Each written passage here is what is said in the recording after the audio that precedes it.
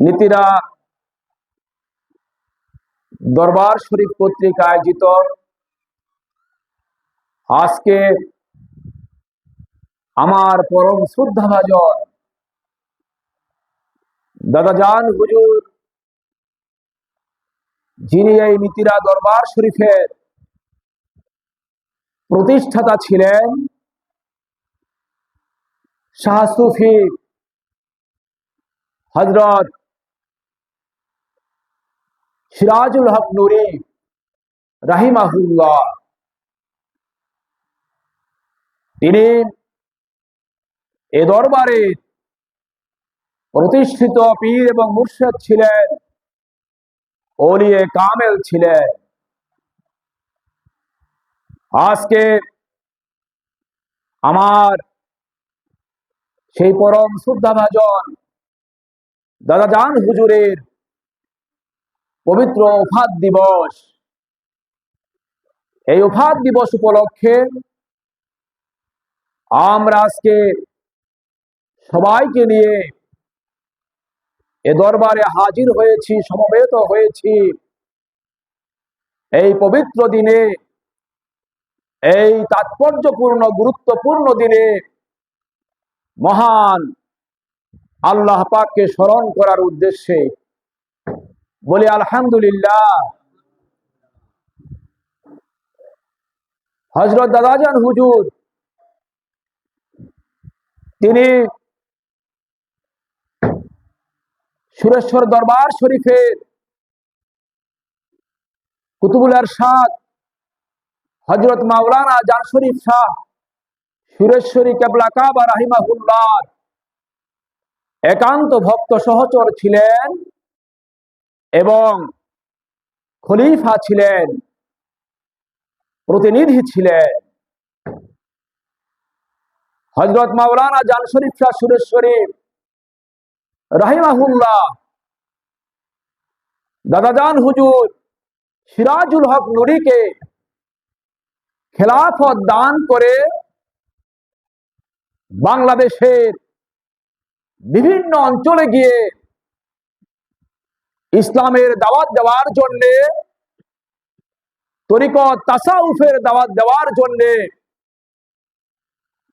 তাকিদ দিয়েছিলেন, ঘোষণা দিয়েছিলেন। মুর্শিদের ইজাজত পেয়ে, অনুমতি পেয়ে দাদাজান হুজুর সিরাজুল হক নুরি রাহিমাহুল্লাহ বাংলাদেশের বিভিন্ন অঞ্চলে, বরিশাল অঞ্চলে, ঢাকা অঞ্চলে ইসলামের দাওয়াত দেওয়ার জন্য অনুপ্রাণিত হন, উৎসাহিত হন। তাই বরিশাল, ঢাকা অঞ্চল সহ দেশের বিভিন্ন অঞ্চল সহ ইসলামের দাওয়াত দেওয়ার জন্য, তরিকত তাসাউফের দাওয়াত দেওয়ার জন্য, মানুষদেরকে হেদায়েতের পথে ডাকার জন্য দাদাজান হুজুর যাত্রা করেন, যাত্রা শুরু করেন, রওনা করেন বিভিন্ন গন্তব্যে। তার সেই দাওয়াতে আহ্বানে বাংলাদেশের বিভিন্ন অঞ্চল থেকে, প্রত্যন্ত অঞ্চল থেকে শত শত মানুষ তার এই দাওয়াতে সাড়া দেন এবং বায়াত গ্রহণ করেন, তার কাছে মুরিদ হন এবং এই নীতিরা দরবারে এসে হাজিরা দিতে শুরু করেন। দাদাজান হুজুর থেকে আমার বাবাজান হুজুর হযরত শাহ সুফি আমিনুল হক নুরি রাহিমাহুল্লাহ খেলাফত প্রাপ্ত হন। বাবাজান হুজুর আমিনুল হক নুরি রাহিমাহুল্লাহ খেলাফত প্রাপ্ত হয়ে তিনিও বাংলাদেশের বিভিন্ন অঞ্চলে গিয়ে এই তরিকতের দাওয়াত দেওয়া শুরু করেন, ইসলামের দাওয়াত দেওয়া শুরু করেন, কলেমার দাওয়াত দেওয়া শুরু করেন। তার অমীয় বাণী শুনে, কোরআনের বাণী শুনে, হাদিসের বাণী শুনে শত শত মানুষ তার ডাকে সাড়া দিতে থাকে, বায়াত গ্রহণ করতে থাকে। তার ওফাত কালে, বাবাজান হুজুরের ওফাত কালে, ইন্তেকাল কালে শত সহস্র মানুষ ভক্ত মুরিদ তিনি দুনিয়ার বুকে রেখে গিয়েছিলেন। বাবাজান হুজুরের হাত ধরে আমি গুনাহগার পাপী অধম জাহাঙ্গীর বাংলাদেশের বিভিন্ন অঞ্চলে কলেমার দাওয়াত দিয়ে চলছি, ইসলামের দাওয়াত দিচ্ছি, তরিকতের দাওয়াত দিচ্ছি, তাসাউফের দাওয়াত দিচ্ছি। আমি অধম আল্লাহ এবং আল্লাহর নবীর গোলাম, ওলি আল্লাহদের গোলাম। আমার আহ্বানে বাংলাদেশের হাজার হাজার মানুষ ডাকে সাড়া দিচ্ছে, তারা বায়াত গ্রহণ করছে, তারা বায়াত হচ্ছে, মুরিদ হচ্ছে এবং এই নীতিরা দরবারে এসে তারা হাজিরা দিচ্ছে আল্লাহ এবং আল্লাহ রাসূলের সন্তুষ্টি অর্জনের জন্য। আজকেও আমরা কিছু মানুষ এখানে হাজির হয়েছি আল্লাহ এবং আল্লাহ পাকের রাসূলের সন্তুষ্টি অর্জনের জন্য। বায়াত গ্রহণ করে মানুষ কি জন্যে? দুনিয়ার কোনো আশায় নয়। দুনিয়ায় সে ধনবান হবে, তার ধনবল হবে, জনবল হবে, খ্যাতি হবে, যশ হবে, নাম ধাম হবে, শক্তি অর্জন হবে, এ সমস্ত কারণে নয়, এ সমস্ত আশায় নয়। মানুষ বায়াত গ্রহণ করে মুর্শিদের হাতে হাত দিয়ে মুরিদ হয়, মুর্শিদের দরবারে আসে একমাত্র আল্লাহ পাককে রাজি খুশি করার জন্যে, আল্লাহ পাকের সান্নিধ্য অর্জনের জন্যে, আল্লাহ পাকের নৈকট্য অর্জনের জন্য। বলি আমিন, বলি আলহামদুলিল্লাহ। সম্মানিত হাজিরিন, আজকে আমার দাদাজান হুজুরের যেমন ওফাত দিবস, আবার আজকে এই দিনটি বিশ্ববাসীর জন্য গুরুত্বপূর্ণ একটি দিবসের সূচনা দিন। সেটি হলো রবিউল আউয়াল মাসের আজকে প্রথম দিন, ঠিক কিনা? আজকে পহেলা রবিউল আউয়াল। এই পহেলা রবিউল আউয়াল মাস, রবিউল আউয়াল মাসের 12 তারিখে সোমবার সুবহে সাদেকের সময় আমাদের প্রিয় নবী সাইয়্যিদুল মুরসালিন আশরাফুল আম্বিয়া নবী মুহাম্মদুর রাসূলুল্লাহ সাল্লাল্লাহু আলাইহি ওয়াসাল্লাম এই দুনিয়ার বুকে তাশরীফ এনেছিলেন। বলি আলহামদুলিল্লাহ। তাহলে আজকের এদিনটি রবিউল আউয়াল মাসের প্রথম দিন, প্রথম তারিখ। এই রবিউল আউয়াল মাসের 12 তারিখে সোমবার সুবহে সাদেকে আল্লাহর নবী নবী মুহাম্মদুর রাসূলুল্লাহ সাল্লাল্লাহু আলাইহি ওয়াসাল্লাম এই মাটির পৃথিবীতে শুভাগমন করেছিলেন। আল্লাহ হলেন রাব্বুল আলামিন, মহাবিশ্বের প্রতিপালক। আর আমার নবী, আপনার নবী হলেন রাহমাতুল লিল আলামিন, মহাবিশ্বের জন্য রহমত স্বরূপ। সুবহানাল্লাহ। এজন্য আল্লাহ পাক কুরআনুল কারীমে ইরশাদ করেছেন, ওমা আরসালনাকা ইল্লা রাহমাতুল লিল আলামিন। হে নবী, আমি আপনাকে সারা বিশ্বের, মহাবিশ্বের করুণার মূর্ত প্রতীক রূপে, রহমত রূপে প্রেরণ করেছি, পাঠিয়েছি। সুবহানাল্লাহ, সুবহানাল্লাহ। মানুষ আল্লাহ পাক দুনিয়ার বুকে পাঠান, সমস্ত সৃষ্টিজীব দুনিয়ার বুকে পাঠান, কিন্তু পাঠালেও তাদের প্রতি যদি রহমত, দয়া, করুণা না থাকে, সে সৃষ্টিজীব, সে মানুষ কি শান্তিতে বসবাস করতে পারে? পারে না। এজন্য শান্তিতে বসবাস করার জন্য, দয়া নিয়ে বসবাস করার জন্য আমার নবী সকলের জন্য রহমত, দয়া, করুণা। নবীর রহমত ছাড়া কোন জীব চলতে পারে না, বাঁচতে পারে না। নবীর দয়া ছাড়া, করুণা ছাড়া কোন মানুষ বাঁচতে পারে না, চলতে পারে না, মানুষ পা ফেলতে পারে না। নবীকে পাওয়ার ক্ষমতা দিয়েছেন কে? মহান আল্লাহ রাব্বুল আলামিন। দেখেন, আপনার ঘরে যদি একটি সন্তান জন্মগ্রহণ করে, আপনি আনন্দিত হন না? খুশি হন না?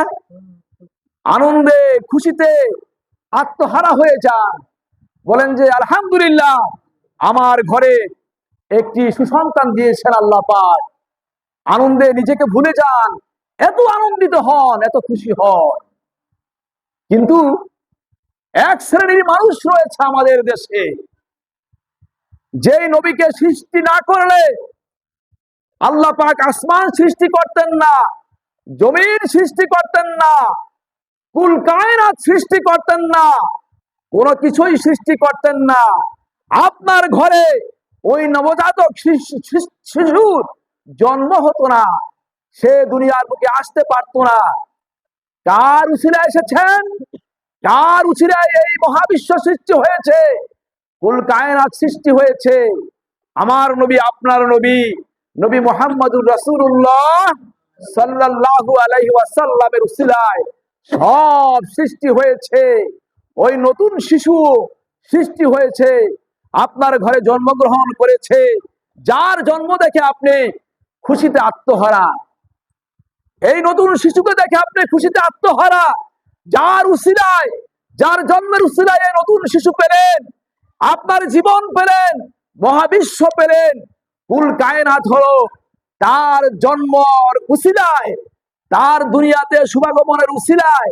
তার জন্মদিনটাকে অনেক মানুষ পালন করতে চায় না, এটাকে খুশি উদযাপন করতে চায় না, ঈদ উদযাপন পালন করতে চায় না, ঈদে মিলাদুন নবী উদযাপন করতে চায় না, পালন করতে চায় না। এমন মানুষ আমাদের সমাজে আছে কি নাই? আছে না? আমাদের দেশে আছে কি নাই? সারা পৃথিবীতে আছে কি নাই? আছে। এদেরকে বুঝাতে হবে যে দেখো, আল্লাহ পাকের নবী না আসলে এই মহাবিশ্ব সৃষ্টি হতো না।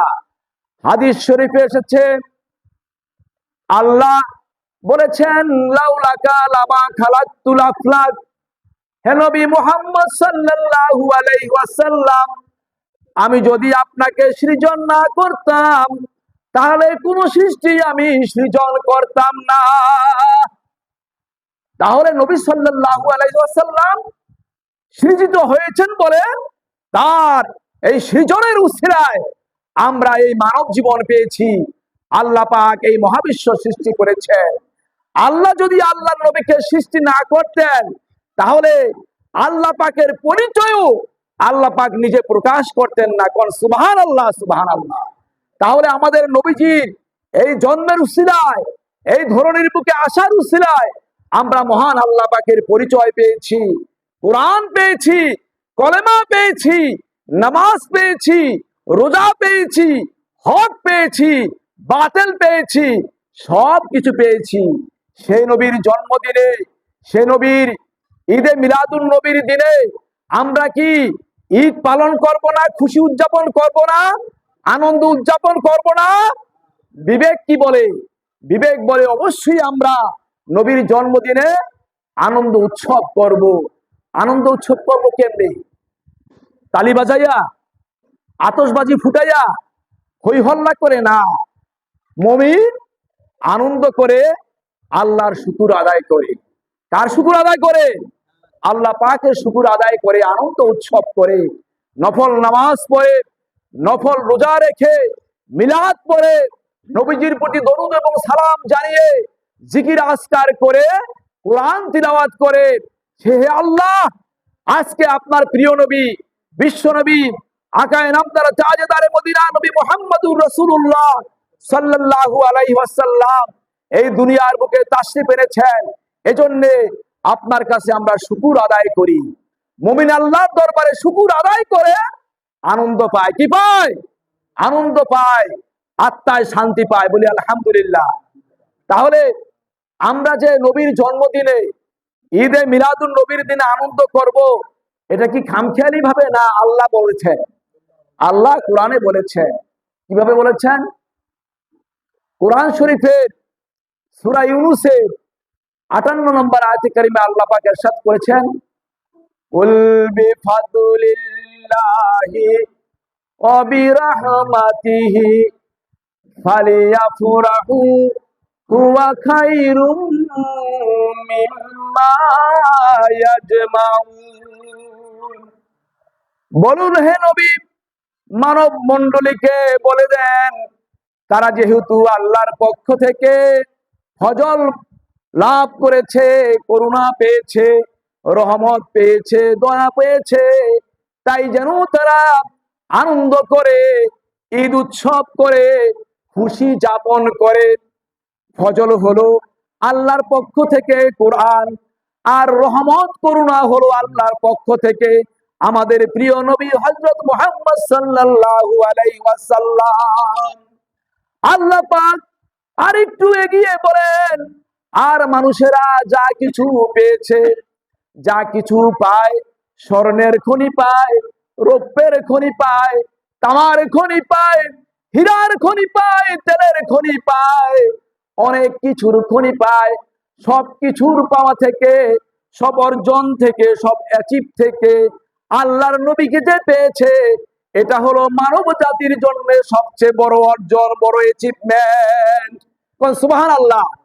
মানুষ দুনিয়াতে যা কিছু পায়, যা কিছু সঞ্চিত করে রাখে, কোটি কোটি টাকা, হাজার হাজার কোটি টাকা ব্যাংকে জমা করে রাখে, আপনার ধন সম্পদ জমা করে রাখে, বড় বড় খনি পায়, যা কিছু পায়, সব পাওয়ার থেকে সবচেয়ে বড় পাওয়া হলো আমাদের জন্য আমাদের প্রিয় নবী, নবী মুহাম্মদুর রাসূলুল্লাহ সাল্লাল্লাহু আলাইহি ওয়াসাল্লাম। এই নবীকে না পেলে আমরা আমাদের মানব জীবন পেতাম না। নবীকে না পেলে এই সুন্দর বসুন্ধরা হতো না, এই সাগর মহাসাগর, চন্দ্র সূর্য, গ্রহ নক্ষত্র, গ্যালাক্সি কিছুই হতো না। কার উসিলায় হয়েছে? আমাদের নবীজির উসিলায় হয়েছে। এজন্য আল্লাহর দরবারে শুকর আদায় করে বলি আলহামদুলিল্লাহ। দেখেন, ওহাবিরা নবীজি আগমনের দিন, ঈদে মিলাদুন নবীর দিন, ঈদ উৎসব করতে চায় না, আনন্দ করতে চায় না, ঈদে মিলাদুন নবী পালন করতে চায় না। এটা তারা হলো হতভাগা। তারা কি ভাগা? হতভাগা, কপাল পোড়া। আরে ভাই, কপাল পোড়া তো কপালে লেখা থাকে না। হ্যাঁ, কপাল পোড়া কাজে কর্মে প্রকাশ হয়ে যায়, ঠিক কিনা? কাজে কর্মে প্রকাশ হয়ে যায় কোনটা কপাল পোড়া। যে নবীর আগমনে আনন্দিত না হয় যে মুমিন, সে তো কপাল পোড়া। আমরা কি নবীর আগমনে ব্যথিত, দুঃখিত না আনন্দিত? আনন্দিত। আমরা শুধু আনন্দিত না, আল্লাহর নবীকে মহান আল্লাহ পাক দুনিয়াতে পাঠানোর সময় নিজেই আল্লাহ পাক আনন্দ প্রকাশ করেছেন, বলেন সুবহানাল্লাহ। পারস্যের একটা বড় ধরনের অগ্নিকাণ্ড ছিল। এই পারস্যের মানুষেরা অগ্নি পূজা করত। কি পূজা করত? অগ্নি পূজা করত, আগুন পূজা করত। এই অগ্নিকাণ্ড, আপনার এই আগুনের কুণ্ডলী জ্বলতে ছিল 3164 বছর। কত বছর? 3164 বছর এই অগ্নিকুণ্ড জ্বলতে ছিল। পারস্যের লোকেরা এটাকে জ্বালিয়ে রেখেছিল, আর এই অগ্নিকুণ্ডের পূজা করতেছিল। নাউজুবিল্লাহ বলবেন না? অগ্নি পূজা কি হালাল না হারাম? জায়েজ না না জায়েজ? না জায়েজ। পূজা করতেছিল। যখনই আল্লাহর নবী আব্দুল্লাহর জন্মে মামেনার সেকেন্ড থেকে এই রবিউল আউয়াল মাসে 12 তারিখে সুবহে সাদেকের সময় সোমবার দুনিয়ার বুকে তাশরীফ আনলেন, জন্মগ্রহণ করলেন, সাথে সাথে ওই পারস্যের বর্তমান ইরানের 3164 বছরের অগ্নিকুণ্ড ধপ করে নিভে গেল। সুবহানাল্লাহ। কে নিভালেন? আল্লাহ পাক নিভালেন। তার বন্ধুর হাবিবুল্লাহর আগমনে মুশরিকদের অগ্নিকুণ্ড আল্লাহ পাক নিভায়ে দিলেন। এতে কি আল্লাহ পাক আনন্দ প্রকাশ করলেন না? আনন্দ প্রকাশ করেছে। যখন নবী সাল্লাল্লাহু আলাইহি ওয়াসাল্লাম আরবের বুকে মামেনার সেকেন্ড থেকে এই ধরিত্রীর বুকে আসলেন, তাশরীফ আনলেন, কাবা শরীফে 360টি মূর্তি ছিল। কতটি? 360টি মূর্তি ছিল। এই কাবা শরীফের মূর্তিগুলোকে তৎকালীন আমলের মুশরিকরা, কাফেররা, অগ্নি পূজকরা, মূর্তি পূজা করত। যখনই সুবহে সাদিকের সময় আল্লাহর নবী জন্মগ্রহণ করলেন, সাথে সাথে মূর্তিগুলো আল্লাহ পাকের দিকে সেজদায় অবনত হয়ে পড়ল। সুবহানাল্লাহ। নবীজির দাদা আব্দুল মুত্তালিব কাবা শরীফের দেখাশোনা করত, তত্ত্বাবধান করত, পরিচর্যা করত। তা উনি সকালেও যেতেন, বিকালেও যেতেন, দুপুরে যেতেন এবং শেষ রাত্রে যেতেন। শেষ রাত্রে গিয়ে দেখেন যে তার নাতি জন্মের সাথে সাথে এই 360টি মূর্তি আল্লাহ পাকের দিকে মুতাওয়াজ্জা হয়ে আছে, সেজদায় অবনত হয়ে আছে। সুবহানাল্লাহ। এই অবনত কে করালেন? আল্লাহ পাক করালেন। এরকম অনেক নিদর্শন আছে যে নবীজি জন্মগ্রহণের সময় স্বয়ং দুনিয়ার বুকে আল্লাহ পাক আনন্দ প্রকাশ করেছেন এবং আমাদেরকেও নবীর জন্মদিনে আনন্দ প্রকাশ করতে বলেছেন। কোরআনুল কারীম দ্বারা এটা প্রমাণিত সত্য। ঈদ অর্থ আনন্দ। ঈদ অর্থ কি? আনন্দ, খুশি। ঈদুল আজহা, ঈদুল আজহার খুশি। ঈদুল ফিতরের খুশি। আবার ঈদে মিলাদুন নবী, নবীর জন্মদিনের খুশি, নবীর জন্মদিনের ঈদ। নবীর জন্মদিনের যদি আমরা ঈদ না পেতাম তাহলে ঈদুল ফিতর, ঈদুল আজহা পেতাম না। ঈদুল ফিতর, ঈদুল আজহা হতো না? হতো। এটা আমাদের বুঝতে হবে। তাহলে আমরা বুঝতে পারলাম যে ঈদে মিলাদুন নবী, নবীর জন্মদিন অন্তর থেকে আমাদের পালন করতে হবে। মসজিদে মিলাদ শরীফের আয়োজন করতে হবে, দোয়া করতে হবে, জিকির আজকার করতে হবে। জিকির আজকার করে, দোয়া করে, মিলাদ মাহফিল করে, মিষ্টি বিতরণ করে মহান আল্লাহ পাকের শুকর আদায় করতে হবে। বলি আমিন। আরো জোরে বলি আমিন। আল্লাহ পাক আমাদের সবাইকে তৌফিক দান করুন। নবীজির ঈদে মিলাদুন নবী পালন করার তৌফিক দান করুন। আসসালামু আলাইকুম ওয়া রাহমাতুল্লাহি ওয়া বারাকাতুহু।